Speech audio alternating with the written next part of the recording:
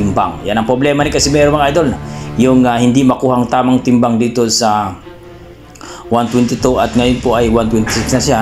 Hopefully, no, makuha niya ang tamang timbang dito sa 126. So, yan ang inasahan ng ating mga boxing fans kay Casimero na makuha na ang tamang timbang para wala ng problema. At umaasa tayo na itong kanyang promoter ay magbibigay sa kanya ng championship bout. So, dalawang laban lang yan mga idol ay sigurado makakuha na ng championship bout itong si Casimero.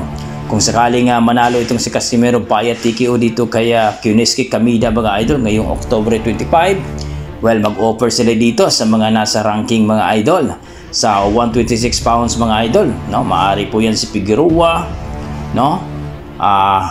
Marami dyan mga idol na pwede lang operan. Gaya sinabi natin mga idol, magdepende din sa promoter mga idol. Kung magaling ang kanyang promoter, well, sigurado makakuha ng championship bout itong si Casimero. So kayo mga idol, ang masasabi niyo dito?